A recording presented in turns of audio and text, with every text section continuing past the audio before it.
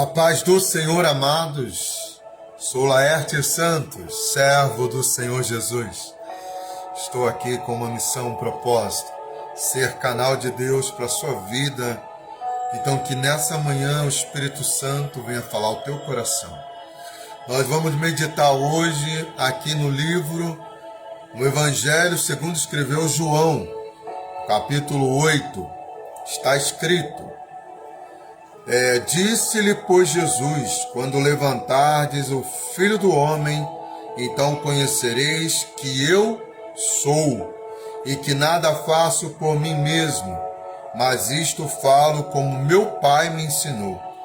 E aquele que me enviou está comigo. O Pai não me tem deixado só, porque eu faço sempre o que lhe agrada. Dizendo ele estas coisas, muitos creram. Jesus dizia aos judeus que criam nele: se vós permanecerdes na minha palavra, verdadeiramente sereis meus discípulos, e conhecereis a verdade, e a verdade vos libertará. Responderam-lhe: somos descendência de Abraão, nunca servimos a ninguém. Como dizes tu, sereis livres? Respondeu-lhe Jesus: em verdade vos digo, que todo aquele que comete pecado é servo do pecado. Ora, o servo não fica para sempre em casa, o filho fica para sempre. Se, pois, o Filho vos libertar, verdadeiramente sereis livres. Então, o capítulo 8, a gente conhece, é o capítulo em que a mulher, a pecadora, ela foi pega ali no ato de adultério. Então, segundo a lei judaica, não somente ela, mas o casal que foi pego no ato deveriam ser apedrejados. E aí a gente vê o quanto a lei, ela muitas vezes, ela é fraudada, ela é corrompida segundo os interesses das pessoas. A lei ali não estava sendo aplicada de forma justa e imparcial, mas o bode expiatório ali seria a mulher. Então a gente vê o desfecho dessa história quando Jesus, naquela frase emblemática, quando ele fala para a multidão que estava com as suas pedras para matar aquela mulher, sentenciá-la segundo a jurisdição ou a regra, segundo a lei daquela época. Mas Jesus disse: aquele que não tiver um só pecado, atire a primeira pedra. Então, desde os anciãos até os mais moços jogaram as suas pedras fora e foram embora. Jesus vai entrar agora numa discussão com um fariseu. Então Jesus vai falar: eu sou a luz do mundo, aquele que me segue não anda em trevas. E os fariseus não aceitavam, não entendiam, não compreendiam a missão de Cristo, o seu ministério, embora eles esperassem o Messias, mas o Messias verdadeiro não atingia as suas expectativas, porque o homem faz as suas próprias expectativas, mas Deus tem o seu plano e Deus não se sujeita, se submete aos ideais humanos, mas Deus tem traçado o seu plano. Por isso que nós precisamos ter uma mente em Cristo, um coração em Cristo, para compreendermos os propósitos de Deus, senão seremos confundidos. O próprio Deus disse através de Isaías: vou colocar uma pedra de tropeço. E assim foi. Jesus veio de uma forma em que eles não concebiam, não aceitavam que aquele homem fosse o Messias, mas era aquele mesmo, o homem de Nazaré, o homem que ali cresceu em Nazaré, foi esse o escolhido. Mas eu quero me adentrar quando Jesus está ali falando, e muitos, na verdade, creram. E essa é a questão. A pregação, ela não será crida de forma unânime, muitas vezes. Alguns casos que a gente vai ver que todo mundo ali aceitou, mas no geral ela não será aceita por todos. Porém, ali no meio daquela multidão, daqueles que ali estavam, então muitos creram que Cristo, no que Jesus estava falando. Só que esse é o primeiro passo e a gente quer falar hoje sobre a libertação. Você é livre? Você é liberto? A sua mente está livre? Ou você ainda está debaixo da sujeição do pecado? Porque não basta somente crer. Jesus vai dizer assim para eles, para aqueles que creram nele: se vocês permanecerem na minha palavra, verdadeiramente vocês serão meus discípulos. Então nós cremos que Cristo é o Filho de Deus, é o primeiro passo. Nós cremos que ele veio ao mundo, encarnou, morreu, pagou em nosso lugar, ele morreu para nos comprar para Deus, para nos resgatar para Deus. Esse é o primeiro passo. Nós cremos que ele é o Filho de Deus, que ele é o Messias, que ele é o Deus, né? O Deus Trino, né? O Pai, o Filho e o Espírito Santo. Ele é a segunda pessoa da divindade. Ele é o Eterno. Nós cremos nisso. Isso é maravilhoso. Porém, se nós não permanecemos na palavra, então o segundo processo, que é contínuo, a libertação, a transformação, a vereda do justo, diz a palavra do Senhor, é como a aurora. Então quando a gente acorda ali pela manhã, por volta de 5 horas da manhã, então você vai ver que o sol está timidamente despontando no leste, né? E ali ele vai crescendo, ele vai avançando até o meio-dia, quando o sol está na sua plenitude. A vida cristã é dessa forma. Quando nós recebemos Jesus, então acende ali uma luz tímida. A gente tem tanta coisa que a gente está trazendo ainda, fomos justificados, fomos perdoados, mas ainda trazemos com a gente tantas mazelas, né? Tantos pecados que a gente vai ter que se desvencilhar. Então essa é a vida cristã. Então cremos, é o primeiro passo, muitos creram. Agora é preciso permanecer na palavra. Se eu não permanecer na palavra, embora eu esteja na igreja, faça parte do rol de uma denominação, mas eu ainda não serei liberto, porque é um processo contínuo, diário, e que eu preciso permanecer na palavra. Atos 2:42 vai dizer que os discípulos permaneceram, aqueles que depois da descida do Espírito Santo, da efusão do Espírito Santo, a Bíblia vai dizer, e eles permaneciam na palavra. Muitas vezes a gente até ganha almas, eu vou abrir aspas, porque quem ganha alma é o Espírito. Nós somos apenas instrumento. Ele nos usa para ser um instrumento, mas quem vai convencer o homem do pecado, do juízo e da justiça é o próprio Espírito Santo. Nós somos apenas instrumento, mas tudo bem, nós estamos ali pregando, nós vamos lá e o Senhor nos usa por graça e misericórdia para trazer alguém para a graça, para a luz. E aí ele vem, mas agora ele vai começar o processo do discipulado. A gente precisa entender que o mesmo Deus que diz, ide por todo mundo pregar o evangelho a toda criatura, é o mesmo que diz, ide fazei discípulos. Porque Jesus falou que aqueles que se permanecerem na minha palavra, verdadeiramente vocês serão meus discípulos. Será confirmado que vocês de fato me seguem, são meus seguidores, que de fato vocês andam comigo, porque o discípulo se parece com o seu Senhor, né? É interessante que a primeira vez que os discípulos são chamados de cristãos, e cristão significa pequenos cristos, ou seja, nós somos como Cristos na terra, pequenos, de forma pequena. Nós não somos o Cristo, mas somos pequenos Cristos, partículas do Cristo. É aqui a expressão do Cristo, a extensão de Cristo, a extensão, a emanação do amor de Cristo, né? É a transcendência do amor de Cristo que passa por nós. Ele disse na sua palavra que aquele que crê em mim, como dizem as Escrituras, do seu interior fluirão rios de água viva. Ou seja, nós não somos a fonte, nós não somos a luz, mas somos como astros que recebem a luz do sol. Ele é o sol da justiça,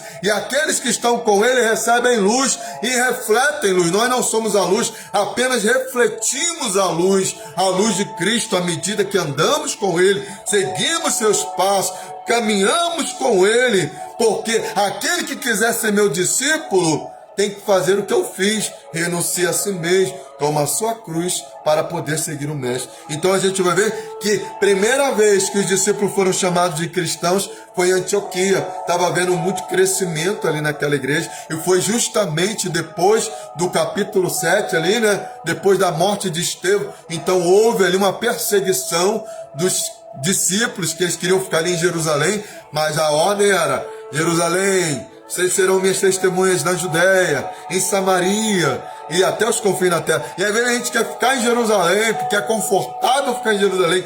E aí veio o vento, veio uma perseguição, e aí eles se dispersaram. E ali chegaram até Antioquia. E aquela igreja cresceu tanto que mandaram chamar Barnabé. Então Barnabé vai, só que Barnabé vai lá, e aí Saulo estava ali no congelador, né? Porque Saulo havia se convertido, mas ele não foi aceito prontamente, ficou por volta de 14 anos ali, ainda no anonimato. E aí Barnabé foi usado por Deus para ir lá buscar o Paulo, o Saulo, né? Ele tinha esses dois nomes, a gente fala que o nome dele foi trocado, mas ele sempre teve esses dois nomes, só que ele vai assumir o nome Paulo, que significa pequeno, depois que ele se converte de verdade. Mas até o capítulo 11 ele ainda é chamado de Saulo. Barnabé vai chamar Saulo, e eles vão ficar um ano ensinando, instruindo. E olha qual é o conselho de Barnabé ainda no versículo 23, para que a igreja de Antioquia permanecessem no Senhor. Ou seja, o que Jesus falou para aqueles que creram nele? Se vocês permanecerem na minha palavra. Ou seja, permanecer na palavra é permanecer em Cristo. O próprio Cristo diz assim, ó: se vocês estiverem em mim e as minhas palavras estiverem em vós. Ou seja, quando as palavras de Cristo permanecem em mim, eu estou nele e ele está em mim. Então, queridos, quando a igreja de Antioquia está crescendo, então vão dizer: olha ali, são cristãos, pequenos cristos, eles se parecem com ele, porque nós permanecemos na palavra, e quando permanecemos na palavra, nós vamos nos parecer com Cristo Jesus. O próprio Paulo vai dizer: sejam meus imitadores. Alguém vai dizer: Paulo está sendo arrogante. Não, toda liderança tem que imitar a Cristo. A liderança, ela representa Cristo, e ela tem que chamar e atrair as pessoas para desejarem viver uma vida que corroborem a vida de Cristo. Então a liderança tem que ter esse posicionamento.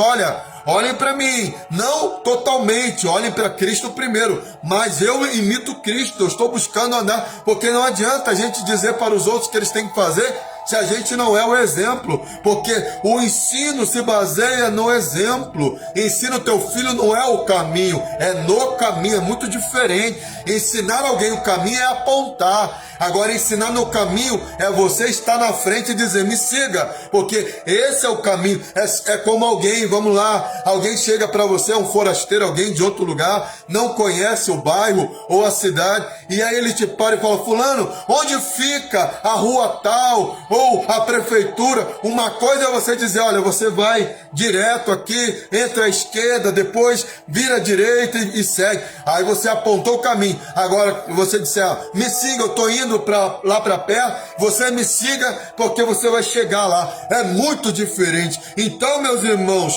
primeiro é crer. Então Jesus falou para aqueles que creram nele, muitos creram. Primeiro é crer. O primeiro passo é crer na palavra. O primeiro passo é crer em Cristo, no seu poder, crer na sua divindade, na sua autoridade. Esse é o primeiro passo. Depois do primeiro passo é permanecer na palavra. Se eu não permanecer na palavra, quanto tempo você se dedica à palavra? Não é a palavra que muitas vezes a gente ouve, aquela palavra helenista, né? Aquela palavra que a gente só quer massagem do ego, aquela palavra humanista, antropocêntrica, o homem é o centro do universo, muita gente fala, você é o ponto fraco de Deus. Que história é essa? Que história é essa? Isso é história para boi dormir, porque os cristãos da Bíblia nunca pregaram dessa forma, ninguém falou, pelo contrário, arrependei-vos. Essa foi a primeira mensagem de João Batista, de Jesus, dos discípulos, dos apóstolos. Aí muita gente fica querendo massagear ego, dizer para as pessoas que elas são muito boazinhas, que isso, irmão, você está enganando as pessoas. Não foi essa pregação que Jesus pregou. Eu sou a luz do mundo, aquele que me segue não andará em trevas, mas terá a luz do mundo, a luz da vida. Jesus falou assim, ide pregar o evangelho a toda criatura. Quem crê e for batizado será salvo, quem não crê está condenado. E aí a gente quer adaptar um evangelho falso, né? Um evangelho que venha se adequar. O Deus nunca se rende a ninguém. O evangelho não vai se render à vontade dos homens. Deus não é garçom, ele é Senhor. Então Jesus vai falar assim, vocês creram em mim, é o primeiro passo, mas vocês devem permanecer em mim também. Porque permanecendo na minha palavra, vocês serão verdadeiramente meus discípulos. Existem discípulos falsos e discípulos verdadeiros. E aí eu vou perguntar para mim, não para você, cada um faça essa pergunta. Qual é o tipo de discípulo que eu tenho sido? Será que as pessoas conseguem ver Cristo em mim? Porque o discípulo parecia com Cristo. Lembra que o sinal da traição foi justamente porque eles se pareciam muito. Porque Judas teve que beijar Jesus para mostrar quem era o mestre, porque eles se pareciam. Se nós não nos parecemos com Cristo, alguma coisa está errada.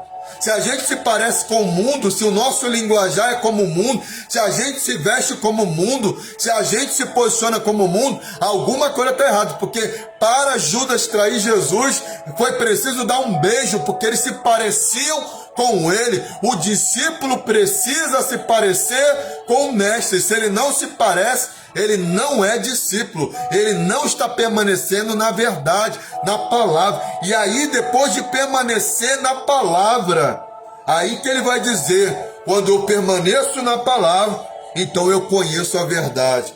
E o meu povo perece por falta de conhecimento. Oséias 4:6. Por que Judá foi destruída? Por que Israel foi destruído? Porque faltou conhecimento. E a Bíblia vai dizer, vocês rejeitaram o conhecimento. Às vezes a gente rejeita a verdade porque a gente quer um evangelho light, um evangelho que muitas vezes a gente sabe que não é verdadeiro e a gente fica aceitando qualquer coisa. Meus irmãos, o evangelho de Deus é o poder de Deus para a salvação. Por isso muita gente na igreja não é liberto, ainda está dominado por sentimento de medo, medo de morrer, medo de tudo, de sair na rua. Que história é essa? Se o Senhor é o meu pastor, se aquele que habita no esconderijo do Altíssimo, a sombra do Onipotente descansará, se a Bíblia fala que o Senhor é o meu refúgio e fortaleza, socorro bem presente na hora da angústia, pelo que eu não temerei. Se Deus é por nós, quem será contra nós? Se a Bíblia diz isso, que maior é aquele que está conosco do que aquele que está no mundo. Se eu sou um cristão e eu tenho medo de tudo, eu devo questionar se de fato eu fui liberto do medo, liberto muitas vezes da pornografia, do pecado, da imoralidade, daquele linguajar sujo, daquelas piadas imorais, daqueles pensamentos malignos. Por isso que a palavra é chamada de água, porque muitas vezes Deus precisa lavar. Tem gente que fala, aí a pessoa entrou para a igreja, fizeram lavagem cerebral.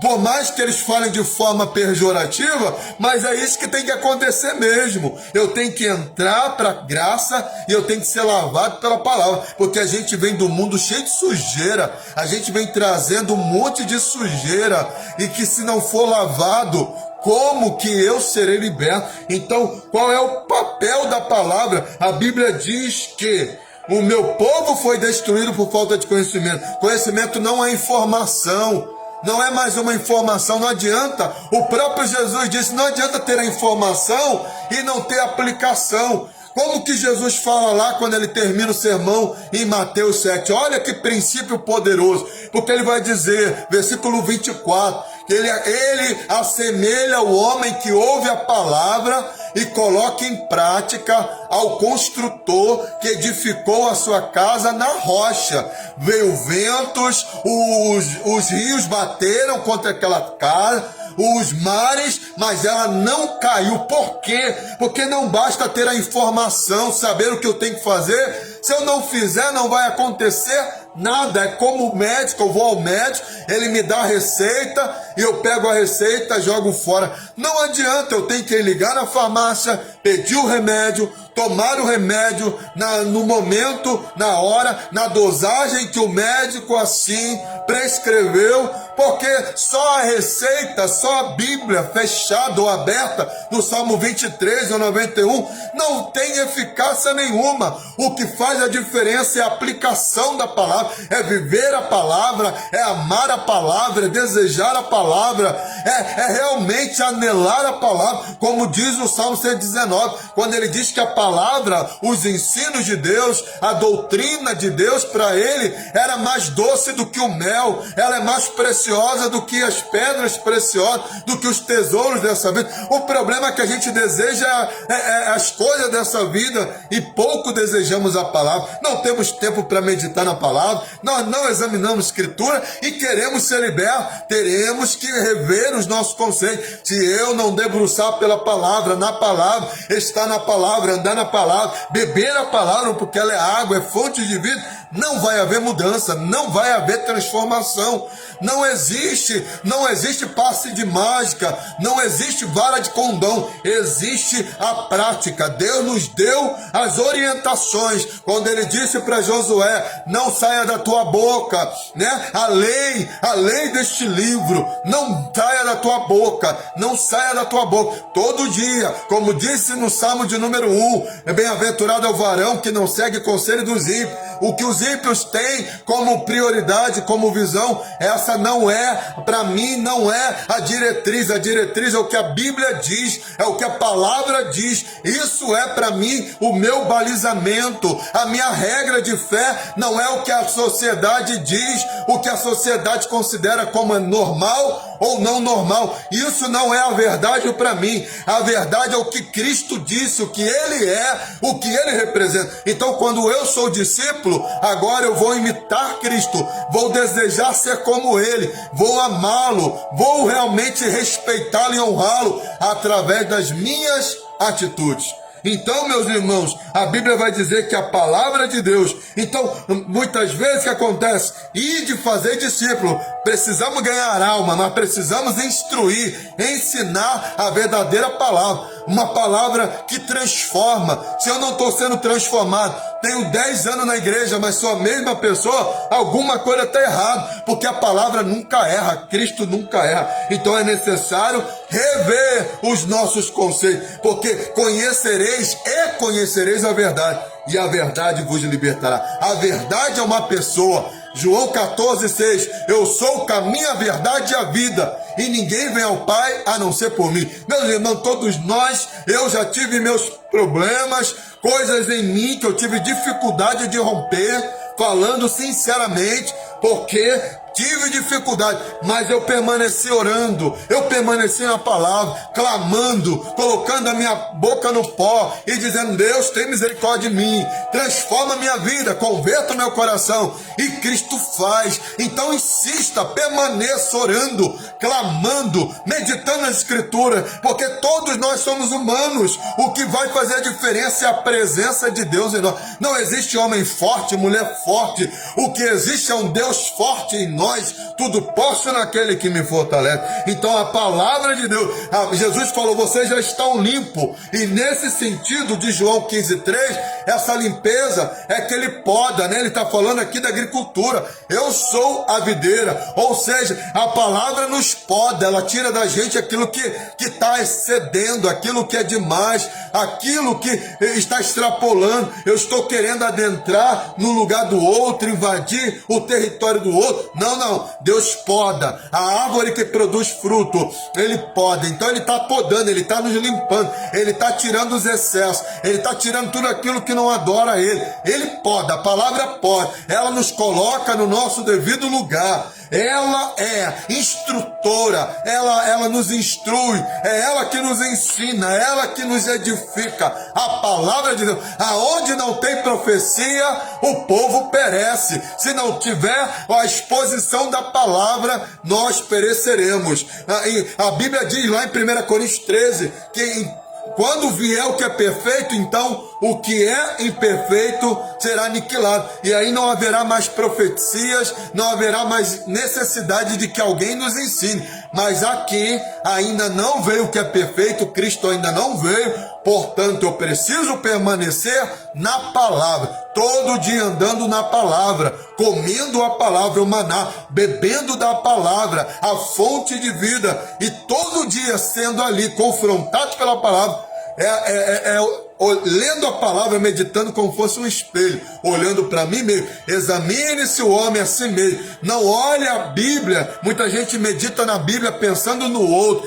Isso aqui se aplica para ele. Não, para com isso. Olha a Bíblia olhando para você mesmo, como espelho, examina você mesmo. Você precisa ser a primeira referência. A mudança do mundo que você quer deve partir de você. A igreja fervorosa que você quer deve começar em você. A igreja viva que você quer deve partir a partir de você. A igreja caridosa que você quer deve ser a partir de você. Como disse Paulo a Timóteo, conserva a ti mesmo na sã doutrina e a ti mesmo, fazendo assim salvarás a ti e aqueles que te ouvem. Primeiro você mesmo, primeiro eu mesmo. Eu devo ser a referência que eu busco. Por isso que Paulo diz, sejam meus imitadores. Ele chama a responsabilidade e nós precisamos fazer. A gente quer uma igreja fervorosa, mas a gente é frio. A gente quer uma igreja viva, mas a gente é morto. A gente quer uma igreja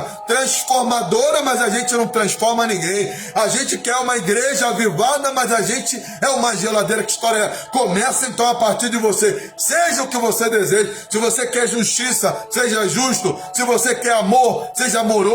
Se você quer caridade, seja caridoso. Seja a referência que você busca no mundo. Fazendo assim, salvará a ti e aqueles que te veem, eles também serão influenciados por aquilo que Deus faz na sua vida. Depois, a fim de santificá-la pela lavagem da água, pela palavra. Lavagem, a Bíblia é como água cristalina. Lembro do Ezequiel 47, quando vem um rio purificador e ele vai transformando aquela água que era salgada, agora ela vai se transformar em água doce, ali onde havia morte. Então é uma referência ali ao Mar Morto, né? Mas é uma visão espiritual, mas trazendo ali a referência do Mar Morto, porque o Mar Morto, ele é aonde não tem vida, né? A quantidade de sal lá é extrema, então ali não tem como ter vida. Mas ali na visão de Ezequiel em 47,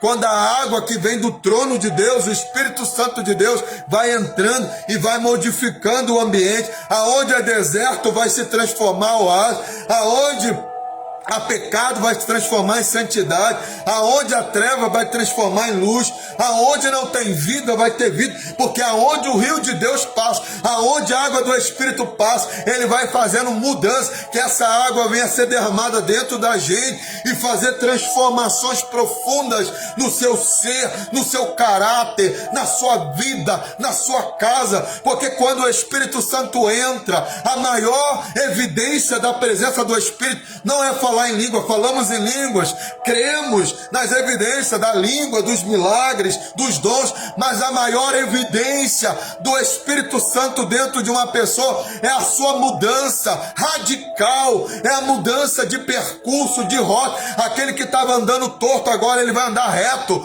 porque tem gente que fala em língua, mas não domina a sua língua. Depois que ele para de falar em língua, ele fala mal de todo mundo. Isso não é evidência da conversão. A conversão genuína do Espírito Santo é mudar a essência do homem, é transformar o homem de dentro para fora. Não é a roupa, mudar de roupa, mas é mudar de essência, mudar de vida, mudar de mente, mudar de coração. É uma mudança radical que vai fazer você ser diferente.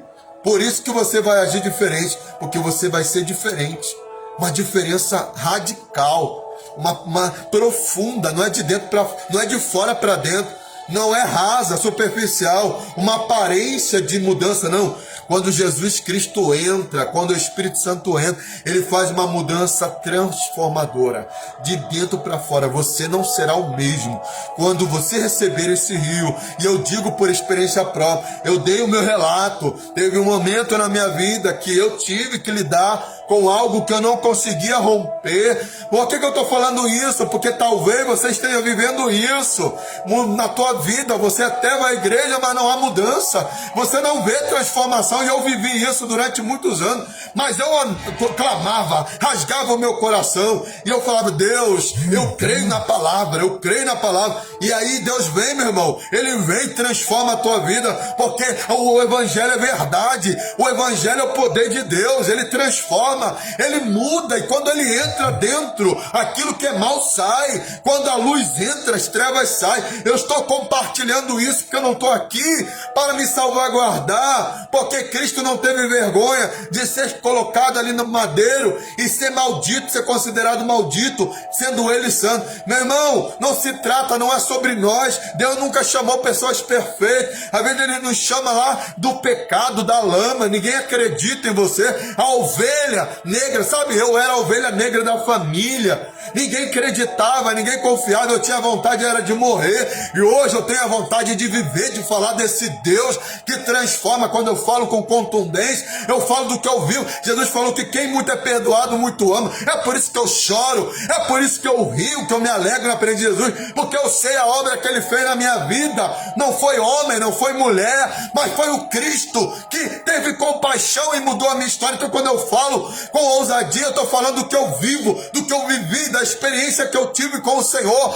da palavra poderosa que me confrontava, porque eu olhava para a minha vida e para a palavra, e muitas vezes vi que eu estava aquém daquilo que Cristo queria, e aquilo me confrontava diariamente, batendo como martelo, até o dia que rompeu, e eu pude de verdade acordar e despertar. Então hoje essa palavra, se vocês permanecerem na minha palavra, verdadeiramente vocês serão meus discípulos. As pessoas verão em vocês me verão em vocês. Vocês serão como espelhos, reflexo da minha glória, porque a gente não vive para a glória nossa, a gente vive para a glória de Cristo. Como que Cristo pode ser glorificado numa igreja morta, numa igreja falida, em pessoas que na igreja são uma coisa, mas no mundo são iguais a todos? Jesus não pode ser glorificado se eu não for diferente, se eu não refletir a sua glória. Se permanecermos na palavra, irmão,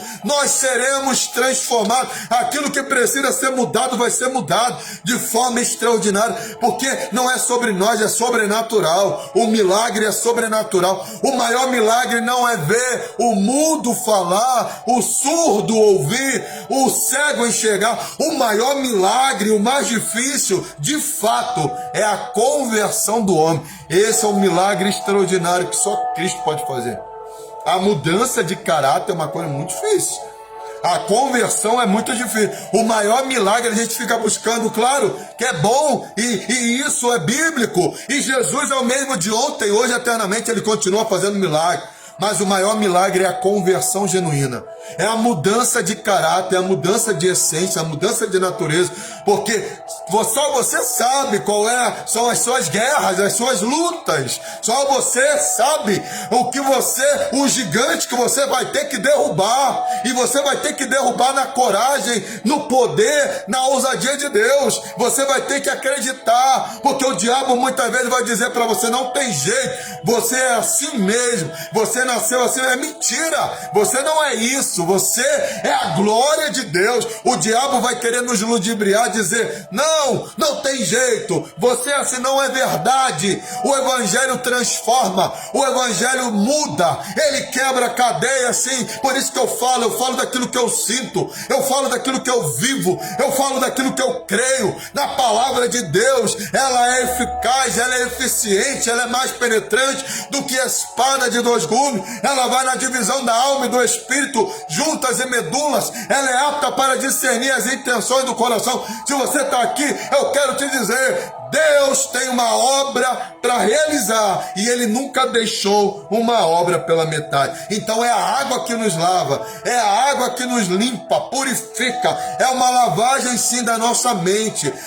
Muito bom dizer lavagem cerebral. Que seja, é melhor ter uma lavagem cerebral do que viver com um pensamento mundano. É melhor que Deus lave a sua mente do que continuar tendo a mentalidade mundana, pecadora, corrompida, caída, porque essa é a mente do mundo. Eu quero ter a mente de Cristo, eu quero ter a mente de Cristo, eu quero ter a perspectiva de Cristo, eu quero ter a fome de Cristo. Qual era a fome de Cristo? Não era de poder, não era de honra efêmera, senão ele se rendia aos fariseus, ao sinédrio. Se Jesus quisesse poder, pela sua capacidade de trazer multidões, ele teria feito acordo com o sinédrio, e ele não se subjugou àquilo, ele foi autêntico. Então a fome de Cristo não era agradar homens, era agradar o Pai. A minha comida é fazer a vontade do meu Pai, que essa seja a nossa comida, agradar o nosso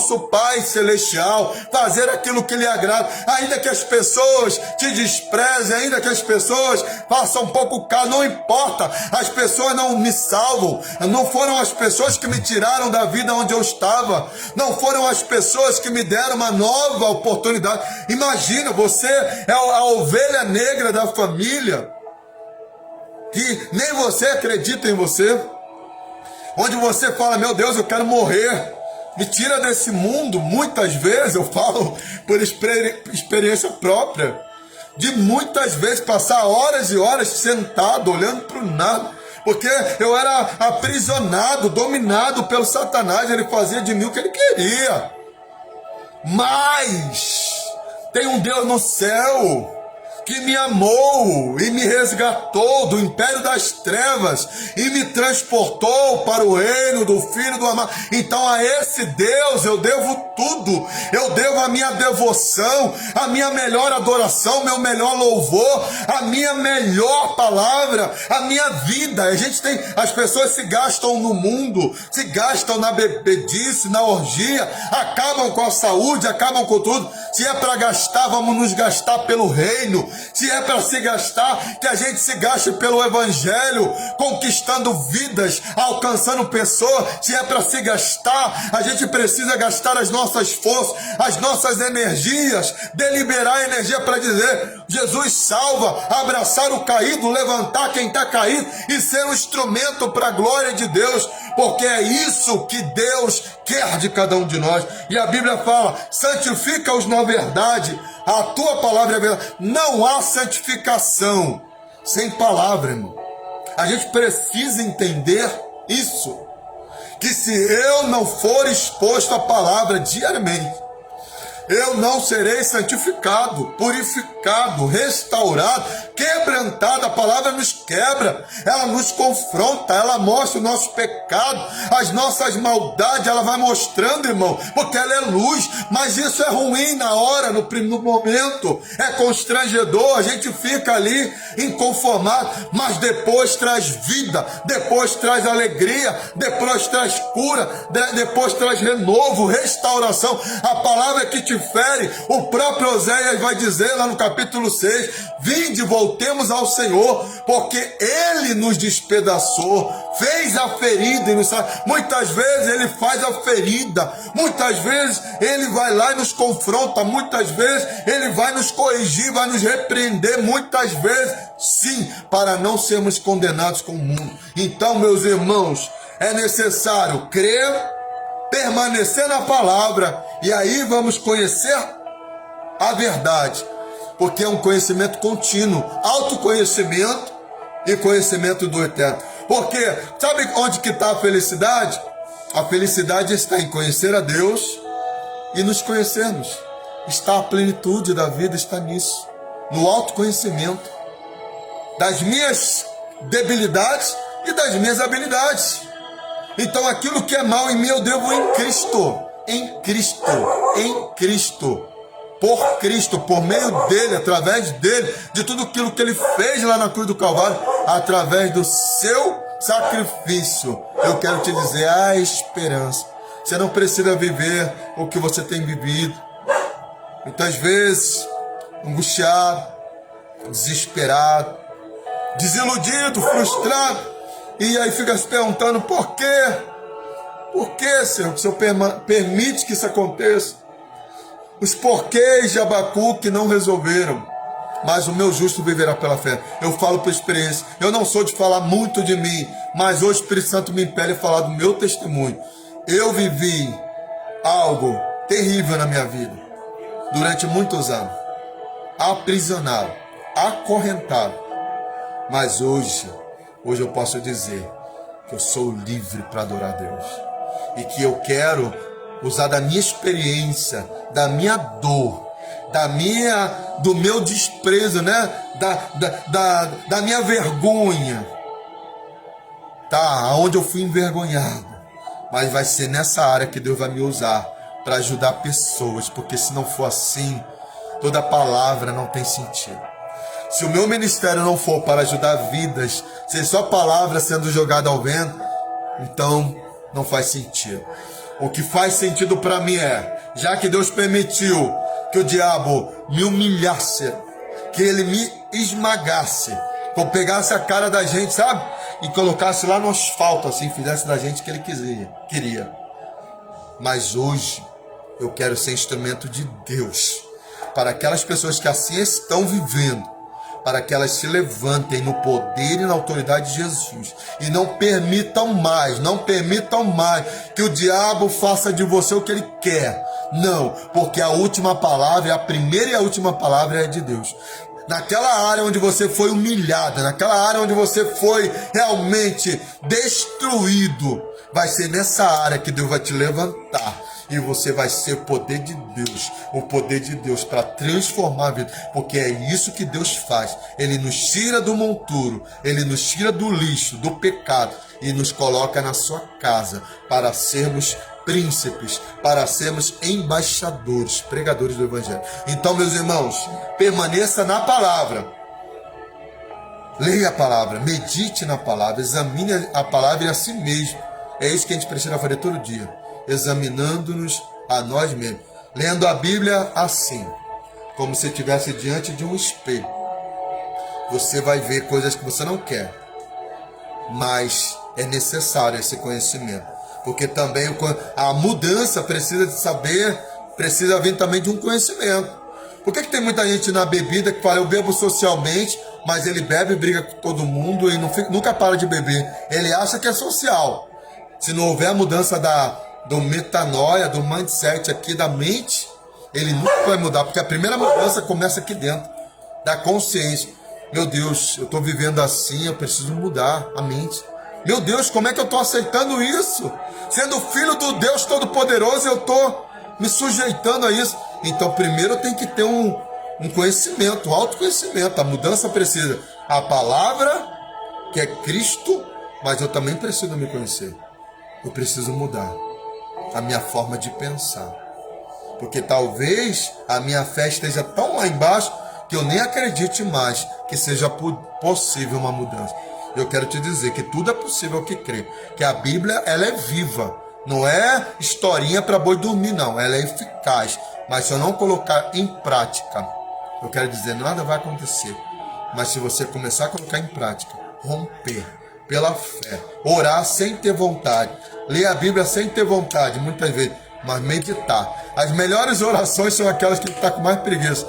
Às vezes, o Espírito Santo te acorda de madrugada para orar e você fala, estou tão cansado, não. Ai meu Deus, eu não vou orar, estou tão cansado. Aí tu levanta, e aí aquele dia é a oração mais poderosa, é aquela visitação mais poderosa, porque é o nosso esforço. Se não tiver esforço, é pela força mesmo, é a força. é a força, é na força. Desde João Batista, o reino dos céus é conquistado a força. Então, se não tiver força, a força é de Deus, mas eu preciso ter bom ânimo, esforça-te. O próprio Cristo disse: se eu não me esforçar, se eu não superar, nada vai acontecer. Fiquem com Deus. Eu espero profundamente no meu Senhor que eu possa ser um canal na minha geração de transformação. Assim como Cristo me transformou, eu quero ver muitas vidas sendo resgatadas. Eu quero ver muitas famílias sendo restauradas. Essa é a minha fome mais profunda. Eu não tenho fome, eu não tenho muitas ambições. Deus conhece. A minha maior fome, meu maior desejo, meu maior prazer é ver a obra de Deus, a vontade de Deus se cumprindo. É Deus restaurando vidas, havendo um grande avivamento, um grande despertamento no seu povo. Desperta, Senhor, o seu povo. Que o gigante que está dentro da gente adormecido possa despertar e que a gente possa entender que maior é aquele que está em nós do que aquele que está no mundo. E que possamos viver os seus sonhos, seus planos e conhecer todo dia a verdade, porque é essa verdade é que nos liberta, que nos transforma. Em nome de Jesus, Deus Todo-Poderoso, liberta, transforma, salva, batiza com o Espírito Santo e com fogo e prepara o teu povo para aquele grande dia, em nome de Jesus. Amém. Irmão Anderson, irmã Yara e os outros irmãos que passaram, Deus continue vos abençoando. Foi um prazer tê-los aqui comigo até esse momento. A paz de Cristo e um abraço fraternal. Sintam aí o abraço do nosso amado, vos envolvendo nessa manhã com poder e graça. Em nome de Jesus, amém. Deus é bom o tempo todo. Aleluia, Senhor. Glória a Deus.